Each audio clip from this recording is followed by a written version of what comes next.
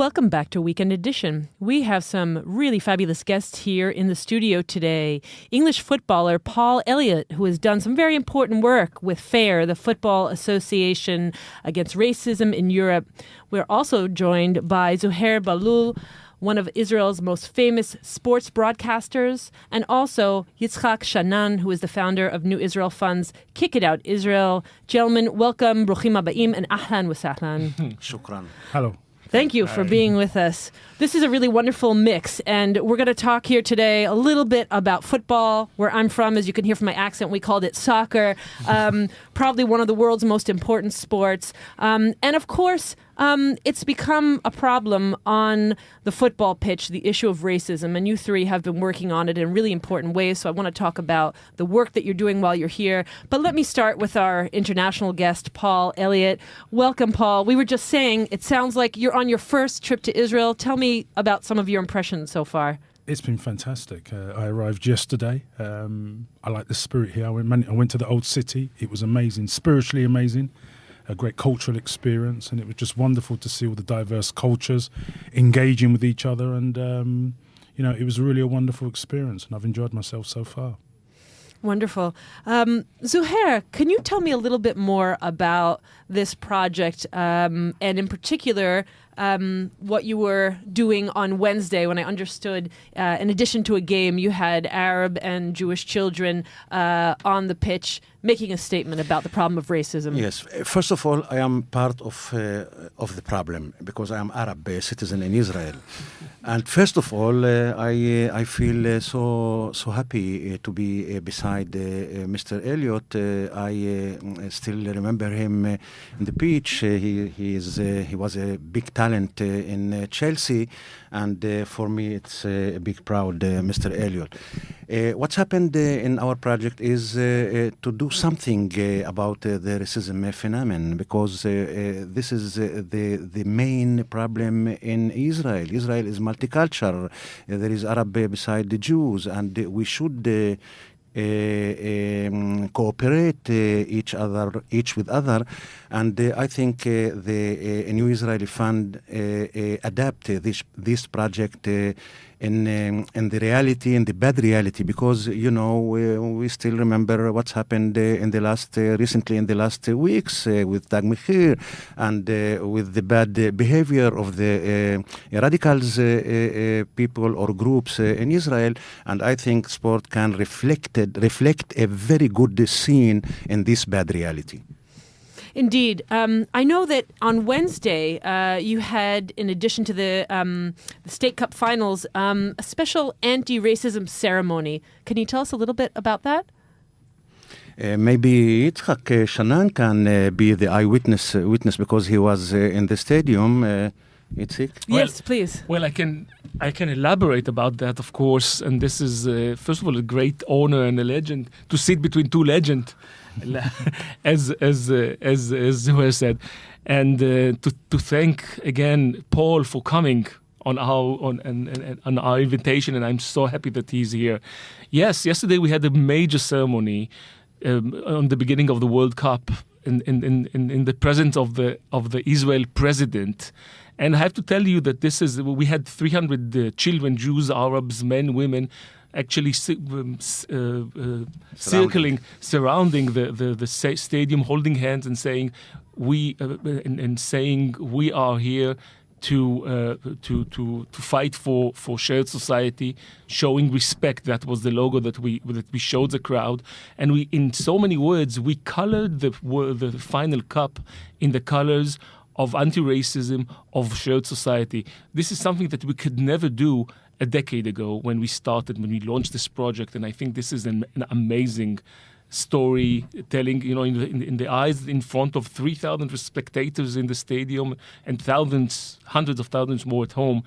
Everybody was so excited, and my friend Paul and myself were sitting in the chairs of the stadium, all ecstatic, because I think this is something that show in so many ways the progress that we did over the years in this field. I could never dream of doing such a ceremony But before. you know, Itzik, the real examination is how we are going in the future to make this ceremony and this idea forward in order to kick out the racism in Israel. You know, the ideal, Mr. Elliot, the ideal scene in Israel is in the stage of the football, in the scene of the football, because there is a cooperation between Arab and Jews in the football field. That's true. But when we are going outside, everything is disappeared. Exactly. Well, it's disappearing, but we know that this is actually a problem in Israel at football games. Some of the fans are shouting, for their team by saying "Death to the Arabs," for example. It's unacceptable. How can this program change it? Still exists, of course. We have racism seen in the football with the football clubs in Israel. For example, Beitar Jerusalem is a very extreme club in Israel. But despite that, this is the good value seen for us and for outside Israel, because in this field we are cooperate each with the other every day, every hour, and every match. And outside there is no cooperation between Arab and Jews usually, and this is the sad scene, I think. That's actually interesting. Paul, as someone as an experienced footballer, you've dealt with this racism issue over the years. Tell us a little bit more about what that's been like and the message that you're trying to get across now. Well, I started my career in very difficult times back in the late 70s, early 80s in England, and I was the first generation of immigrants. Family came from Jamaica, and it was a very challenging time. But I think that if I look at the progress being made, it's been made for a lot of reasons. Number one has been education. Number two, role models, players actually speaking up, having the confidence and the belief to actually say, this is wrong. I have a fundamental human right, like you, like my distinguished friends here, everybody to live in a racist-free environment. My environment was on the field of play. So that human right is very important. And also the media has a very important role to play as well. And leadership from the Football Association, the IFA is very important. The Kick It Out, Israel's done some fantastic work. I was so pleased to see the great work they've done with the new Israeli fund. So it's about partnership, it's about collaboration. And I think when you get the partnerships together, and then when you talk about sanctions at the top, it's about zero tolerance of sanctions. Because what we have to try and do is to look at this beautiful, wonderful game and look at the impact that in this country, Jewish and Arabs, the positive, wonderful contribution that they've actually made. And we want to convert that same into society, into community. Because yesterday, for me, was fantastic because it was the best possible result. You had an Arab player scoring the goal. Mm-hmm. And I think what such a powerful, strong message. And everybody forgot that he was Arab. They just looked at him, he's a footballer. He's playing for my team. His teammates are looking at him as a friend, as a colleague. People are not talking about his culture, his race. It doesn't matter. So what, I'm saying? Is he a good player? Yes. Is he making a positive contribution? Yes. So what we have to do is it's about sustainability of the good work. And that comes from investment, education, collaboration with partnerships and leadership. And make no mistake, in the UK, we've still got very big challenges. Within coaching, management, greater inclusion with women, homophobia. These are all still big, very, very challenges. But we've got this fantastic power of football to really try to address those. So I've been very honoured to see the fantastic work. And it was wonderful at the game, seeing these wonderful young kids around the field, because they are the present, but they are the future. And we've got a responsibility to ensure that they can also have fun and play football in a racist-free environment. It's more than responsibility; it's incredibility. I think it's the word incredibility. It's we should fight this bad scene of our reality in order to make up forward to a new future I think this is our ambition. Well, this is one thing I'd like to ask about the future. I mean, you mentioned Beitar Jerusalem, and I live in Jerusalem, and you too, Yitzhak, and I've been, watching what's been happening over the last 2 years. 2 Chechen players were brought Muslim players from Chechnya. The fans, or let's say some segment of the fans who are extremists, had a very negative reaction to it. The whole thing was actually quite ugly. And I guess what I'm asking maybe both of you, both Zuheir and Yitzhak, if you could give me a sense of, compared to what the scene looked like 20 years ago versus now, is this a problem that's kind of been there all along, but finally we're putting our finger on it, calling it and doing something about it? Or is the situation actually getting worse? Because sometimes I fear that maybe this racism that keeps rearing its head, obviously in England, all over the world, it often comes out when fans get excited. But I'm wondering, here in particular, is this problem getting worse as far as you see it? Maybe you start. I don't think it's too tough to speak in this language, but the Israeli society is a little bit racism society. Unfortunately, what can I say? What can I say in this studio? And I think this is the number one challenge for the state of Israel, because if Israel will fail in this field, I think Israel cannot make our country, our people, our multicultural people forward. This is, I think, the big failure till now. And I think when Mr. Elliot speaks about the sanction, I think Beitar Yerushalayim is a bad scene in our football and sport reality in Israel. And I think if we fail till now in the conventionally means, I think we should adapt the sanction effort in order to destroy this reality, Mr. Shaanan. Thank you. Well, I have to tell you something that might even surprise you. I think that what happened with the Chechenian players, to some extent, was the most important thing that happened to Beitar and happened in a general way, because I think that shook the crowd. You cannot imagine how many fans Beitar has, how many fans nationwide.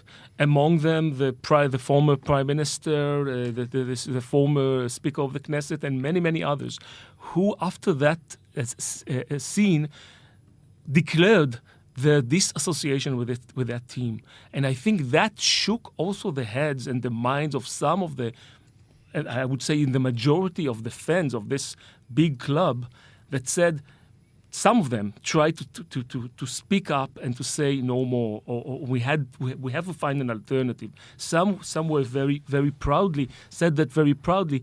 I remember but the majority, unfortunately, absent themselves outside the game. Nachon, and I get to the second point, in which this is very true. This is very true. Out of fear, I mean, I will not get into it very deeply. Beitar is being ruled by the most fanatic fans called La Familia, about 2,000 fans that actually